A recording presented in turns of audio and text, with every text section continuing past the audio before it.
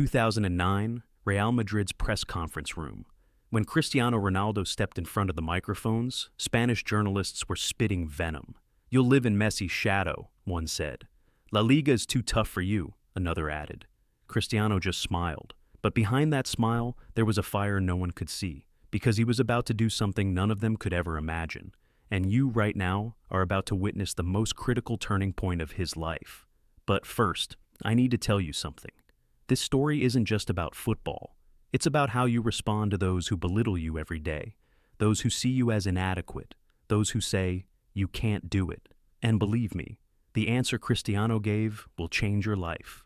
The kid nobody believed in, a boy growing up in the poor streets of Madeira. Alcoholic father, impoverished family, their home a shack. His friends called him crybaby because he cried all the time. Coaches said, "Too emotional, he'll never be a great player." When he went to Sporting Lisbon at 11, his teammates mocked his accent. "Island peasant," they called him. Cristiano cried silently in his bed every night. But when morning came, he was the first one at the training ground, and the last to leave. At 16, when he transferred to Manchester United, Sir Alex Ferguson gave him the number 7 jersey, the legendary number of George Best, Eric Cantona, David Beckham. The British press went crazy. "This kid doesn't deserve this number." Roy Keane, the team captain, told him at his first training, "Don't showboat here, this is in Portugal." Cristiano stayed quiet, but what went through his mind was, "I'll show you." In his first season, he scored only 6 goals in 40 matches. British fans booed him. "Expensive mistake," wrote The Sun. "Fergie's biggest blunder," said the Daily Mail. But Cristiano stayed in the stadium after every training session and worked for 2 more hours. Free kicks, shots, sprints. Security guards had to force him to leave. Messi arrived, everything changed 2006. A 19-year-old Argentine was rising from Barcelona. Lionel Messi. The media declared him the new Maradona. Cristiano was 21, and for the first time, he faced a real rival. Remember the first El Clásico? Messi scored 2 goals. Cristiano scored none. At the post-match press conference, a journalist asked, "Can you reach Messi's level?" Cristiano's face tensed. "I don't want to be Messi," he said. "He'll want to be me."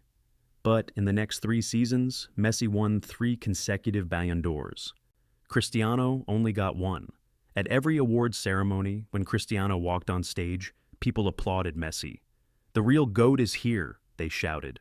Cristiano smiled, posed, was polite. But that night when he went to his room, he called his mother. "Mom," he said, "they'll never accept me." His mother, Dolores, told him, "Son, you're not playing for their acceptance. You're playing for history."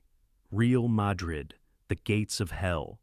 2009, 94 million euros. The most expensive transfer at the time. 80,000 fans welcomed him at the Bernabeu Stadium, but the Spanish press was ruthless. Perez's toy. He'll be Messi's dog. La Liga will eat him alive. First El Clásico, Barcelona won 2-0. Messi scored, Cristiano didn't. Camp Nou stood up. "Cristiano in Messi's pocket." A banner hung, CR7, Messi's shadow. That night, Cristiano sat alone in the treatment room. When the physiotherapist came in, he found him crying. "I did everything right," Cristiano said. "What more can I do?" The physiotherapist Sanchez looked at him. "You think champions don't cry? They all cry. But real champions are the ones who come back the next day." Cristiano stood up, looked in the mirror, and made a promise to himself. "Never again. Never will I feel like this." From the next season on, something changed. Cristiano started scoring every match. 40 goals, 50 goals, 60 goals. The numbers went crazy. But Messi wasn't stopping either. He was also scoring 50, 60, 70 goals. The media called it the Golden Age. But the truth is, this was a war between 2 men destroying each other. The war with rivals, one by one. Zlatan Ibrahimovic. When Zlatan Ibrahimovic came to Barcelona in 2009, he told the press, "Messi is a good player, but I'm Zlatan. He can't reach my level." When Cristiano heard this, he laughed. That season, Real Madrid beat Barcelona 2-1, and Cristiano scored a hat-trick against Zlatan. After the match, Zlatan was silent. Journalists asked, What do you think about Cristiano? Zlatan. He's a different level. In the locker room, Cristiano told his teammates, next, Drogba's challenge. Didier Drogba, while at Chelsea, said in an interview, Cristiano is a good player, but physically weak. In the Premier League, I'd put him in my pocket.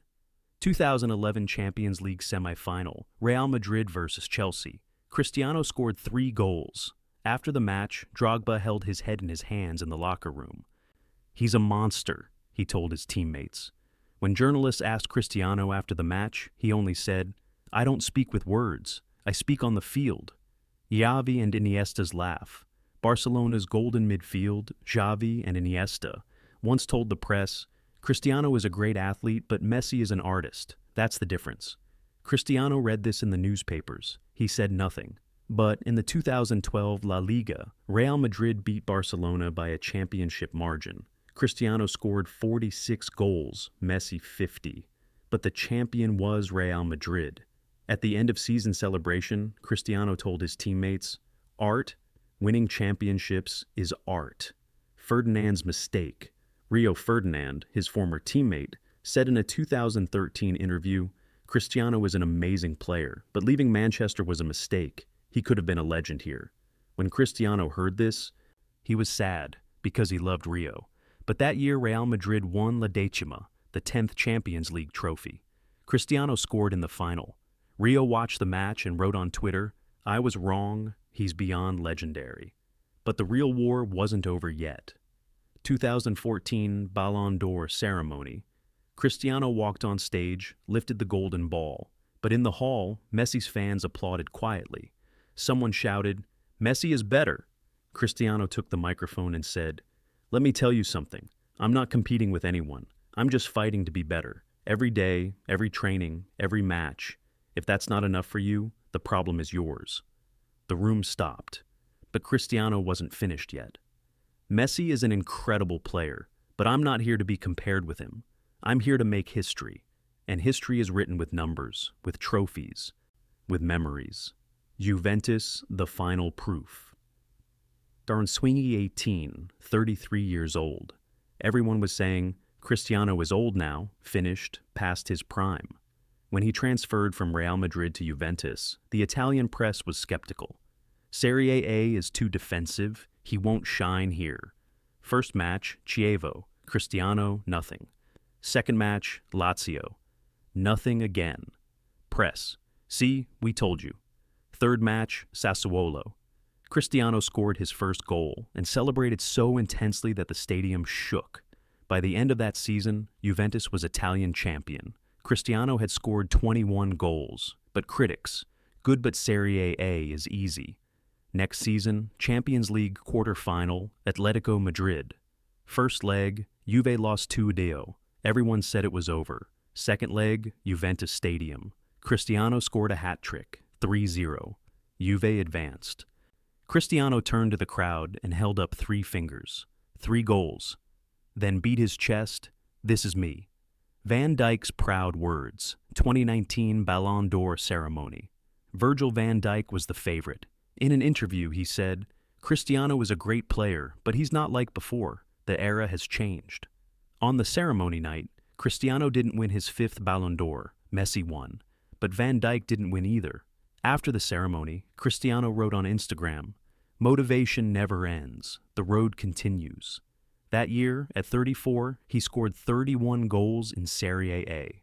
Returned to Manchester. The cycle completed 2021. 36 years old, he returned to Manchester United. Everyone said, a nostalgic move, he doesn't have his old power anymore. First match, Newcastle. 2 goals. Old Trafford gave a standing ovation. Gary Neville, as a commentator, said, this man defies the laws of physics. Roy Keane, the man who once told him, don't showboat, now said, I admit I looked at him with doubt. I was wrong. He's one of the greatest. But the season was tough. United struggled. Cristiano was blamed.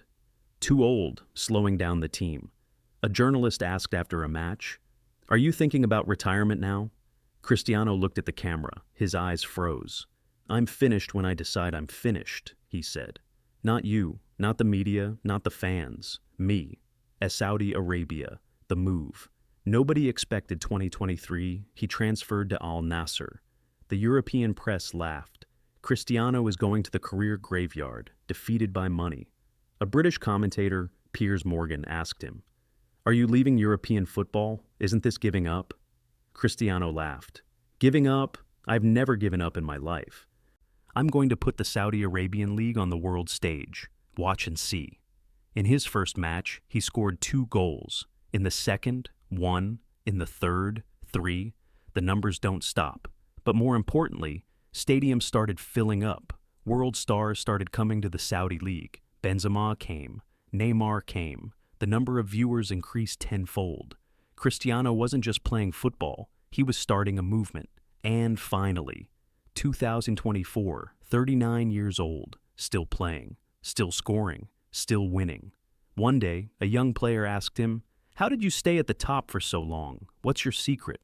Cristiano looked at him and said, "There's no secret. When everyone tells you that you can't, you work harder. Every time you fall, you get up stronger. Every time you win, you want more. And most importantly, never, never, never let what other people say about you define you. You write your own story."